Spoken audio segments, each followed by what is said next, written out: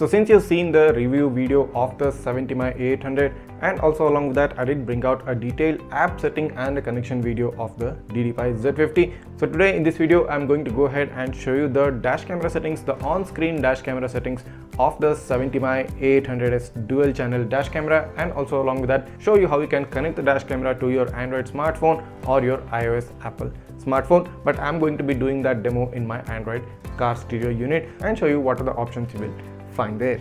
So initially when you start up, you're going to hear an audio chime and the 70MAI logo, and now as you can see the dash camera has started streaming the video on the screen itself. So let's go ahead and take a look at some of the features of this dash camera. Let me just go ahead and increase the brightness so that you guys can see the screen of the dash camera.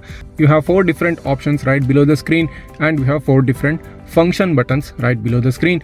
So each button controls the corresponding logo which has been given. So the first logo indicates the reverse camera option, the second one is the emergency video, so this is the album section, and this is the settings button. So if I go ahead and click on the first button, switch to rear recording. Now as you just heard, there is an audio chime and it will indicate that it has switched to the rear camera. And now if you press it back again, switch to front recording. Now it switches back to the front camera and streams the video which is being recorded by the front camera. Now if I go ahead and click on the second button, which is the emergency video, start recording emergency video.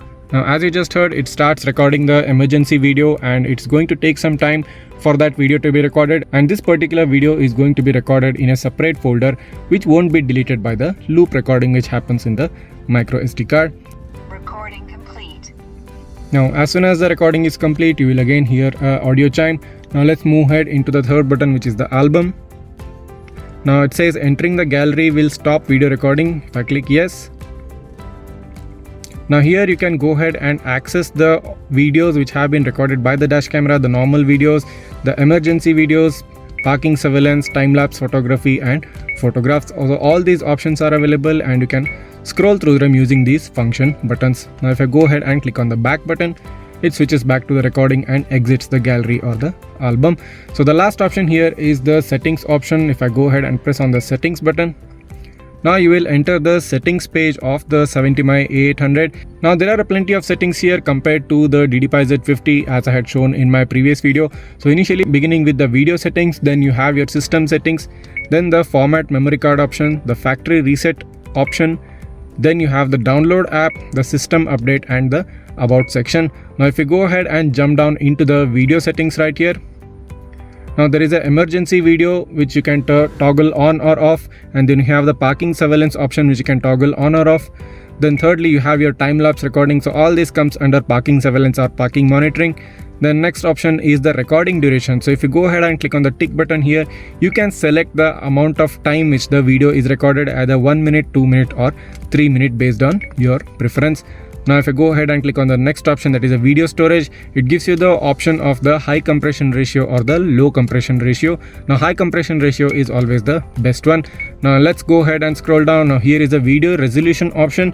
So if you go ahead and click on that, you get 3 different video resolutions, that is 3840 into 2160, then you have your 2848 into 1600p, then you have 1920 into 1080p, that is a full HD resolution.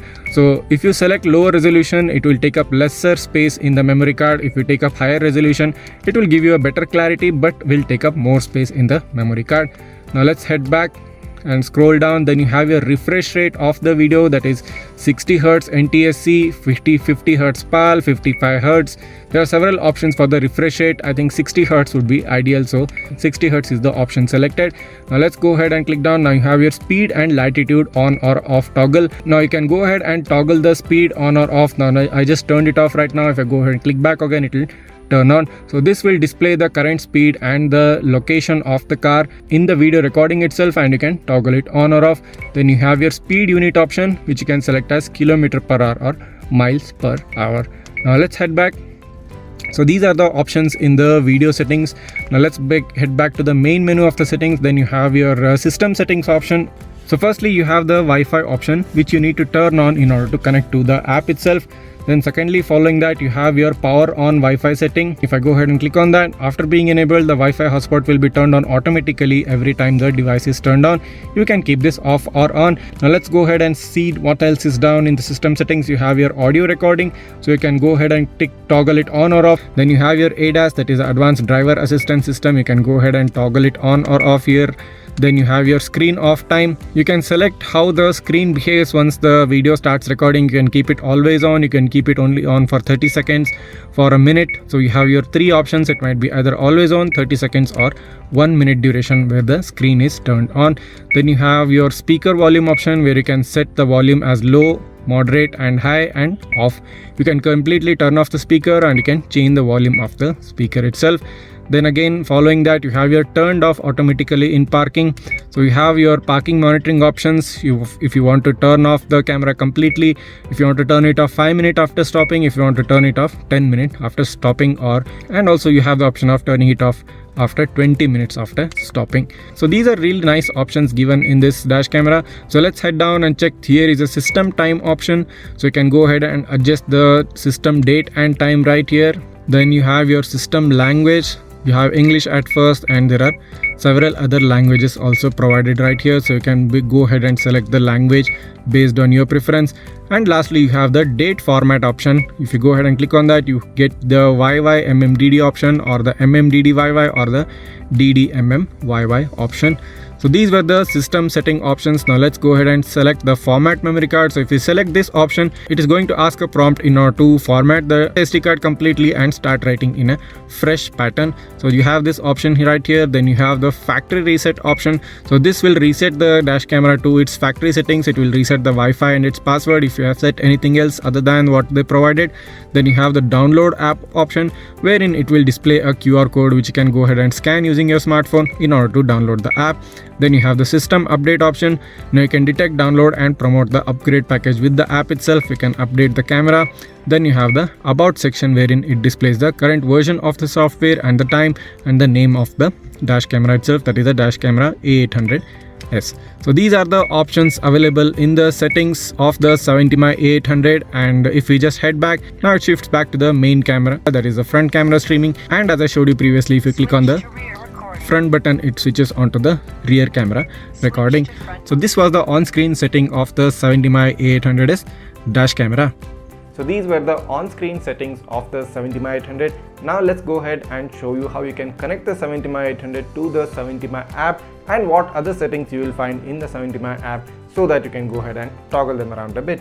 So now guys, let's go ahead and show you how you can connect the 70MAI A800 dash camera. But in this case, I'm going to show you the demo in an Android car unit that is in my car. You can follow the similar method in your Android smartphone or your iOS smartphone as well. So let's go ahead and first of all open up the 70MAI app in your Android smartphone, which in this case is in my Android car stereo unit. So first of all, you'll have to go ahead and sign in into the 70MAI app. So I'm going to go ahead and sign in into my Google account. So right now the account is signed in and the 70MAI app has opened up. So as you can see, there is an add device button right on the screen. So let's go ahead and click on the add device button. Now it is asking me to access the location, so just click allow. It is showing the next page, which is the connect to the Wi-Fi hotspot. But in this case, what happens is you will have to turn on the hotspot manually in the dash camera. So let's go ahead and try to show you how you can go ahead and turn on the hotspot in the dash camera. So let's first head on to the system settings and then click on the system settings, and then let's go ahead and click on the Wi-Fi button and then turn it on. So right now guys, as you can see, it is showing the Wi-Fi SSID and the Wi-Fi password. So I'll have to click on the button on right here. So if I go ahead and click on the on, it is showing as turning on Wi-Fi. So guys, as you can see, here is the 70MAI A800 Wi-Fi which has showed up in my Wi-Fi screen. So if I go ahead and click on that, now it is asking me the password. So you'll have to look at the screen of your dash camera and enter the same password which is being displayed on the screen right there. So here is the password. It is 18331227 18331227, and if I go ahead and click on the connect button, it is going to connect to the Wi-Fi hotspot of the dash camera. Now currently it is connecting and now it is connected. So let's go to the home button and head on to the 70MAI app now. Let's click on the Dashcam Wi-Fi hotspot is enabled and connecting to the Dashcam hotspot. So it is currently connected. Let's head back. So as you can see, it is a loading screen right now. Tap the confirm button to authorize. Now you'll have to authorize the connection by tapping the confirm button on the dash camera itself. So click on the confirm button. So now as you can see, mobile phone app has been connected, recording continues. So this is what is being displayed on the dash camera, that there is a successful connection between the dash camera and the hotspot. Now on the screen itself, it is showing the device does not support power button or voice control when the 70MAI app is visiting. Just click on got it. So here you go, this is the dash camera streaming directly happening from the 70MAI A800 dash camera to my Android car stereo unit. So let's go ahead and head on to some of the settings of this dash camera and give you a review of the entire settings. So on top of the settings guys, you have the power on Wi-Fi setting. If you go ahead and click on that, you can toggle it on or off. So this will decide if the Wi-Fi will turn on or it will stay off when the dash camera is turned on. Then you have your sound recording, which you can turn on or off. Then you have your screen off time. Now most of these options are present on the dash camera itself, the date format, the language and everything. Then following this, you have the collision sensitivity option, which you can toggle off. You can keep it as low or high.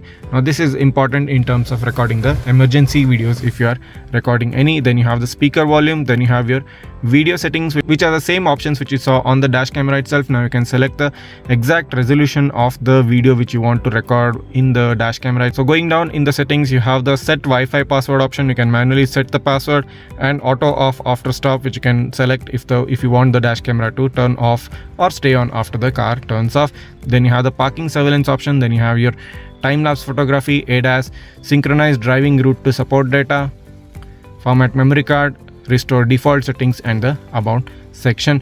So what do you think now, since you've seen both the app connection and settings of the DDPAI Z50 and now in this video the 70MAI A800, which of them is more convenient and which of them has more options for you to toggle around and play around a bit? Well, I think 70MAI has a clear advantage in this area in terms of the on-screen settings and convenience for the user, convenience for the driver in going ahead and altering these settings. Well, let me know what do you think of this in the comments below, and if you did like this video, make sure to go ahead and hit that subscribe button, and also do not forget to like this video. Also along with that, if you are interested in purchasing this dash camera, the links to purchase them are given in the description of this video. So just go ahead, click down on the description and you'll find all the relevant links right there. Thank you for watching, and until next one, see ya.